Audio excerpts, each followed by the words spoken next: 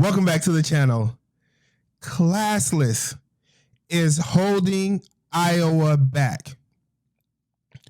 Iowa has a generational talent in Caitlin Clark on their hand, and they are not able to find a portal player, a talented portal player that is coming to Iowa to play with her, not for her.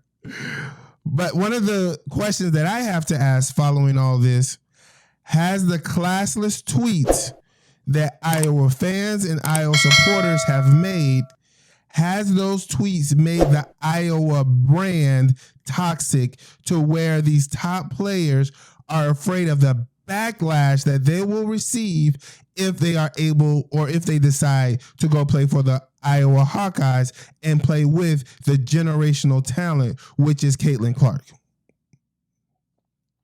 Now, if you look and analyze and examine, especially in the aftermath of Hailey Van Lith transferring to LSU, you have Betts, transferring out west. You have all these talents, but none of them are going to Iowa.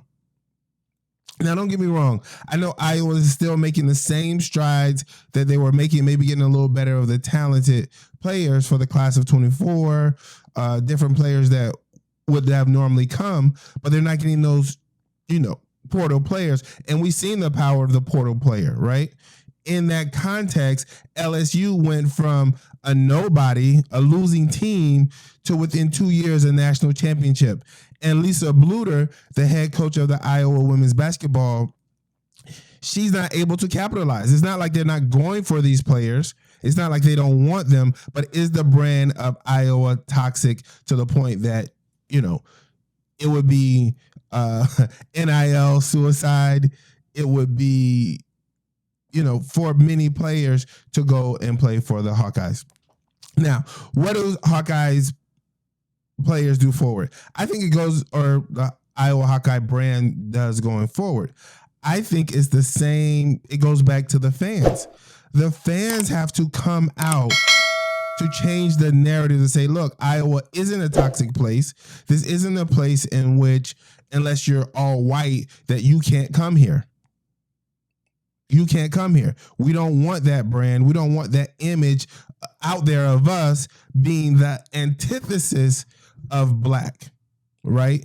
Because that's what this classless thing made it. It made it a case of black and white instead of basketball. And now you're facing the aftermath and the consequences. So it's up to Iowa fans to change that narrative. Because it's not a case of, you're in the Midwest, so that's what it is. No. You're Iowa, so that's what it is. No. We know emphatically that's not true.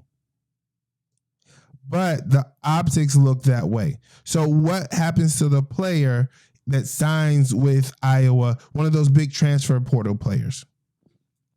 I say it's the optics. I say they have to, put money behind this to change the narrative, go on an active campaign to not paint Iowa as this antithesis of black space in order to to not make their brand toxic for the portal type players that can really lead Iowa to a national championship, because they're right there on the cusp of doing great things. They have this generational player for one more year, but if they're not able to get over the bar, don't get me wrong, it looks like Aneesah Morrow is going to continue to do what she's always done, recruit those same Iowa type players to the extent that that's what she has no choice to do. So Iowa fans, pony up the money for NIL. Money talks, nonsense walks. Y'all already know. Number one, put money on the table. NIL deals. Whatever you were offering, you may have to offer more because how toxic the brand is. And then on top of offering more money, you may have to go on a campaign to actively distance yourself away from that classless narrative. To distance yourself, to go over the top. And if you do those things, Iowa is a big brand. It's a Big Ten brand. It's a Power 5 school.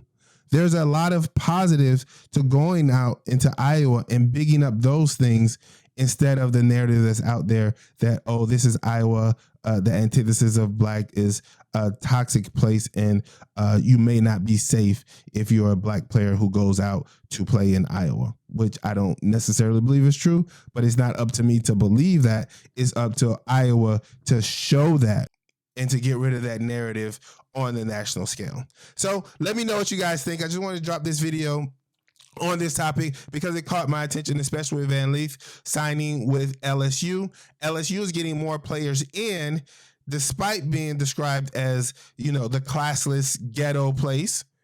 And Iowa being described as the lily white place is not getting those same players in and being described as the class, even to the point that the Jill Biden, the first lady, invited them, the losing team, out to the White House, which is ridiculous upon his face. So let me know what you think in the comments below.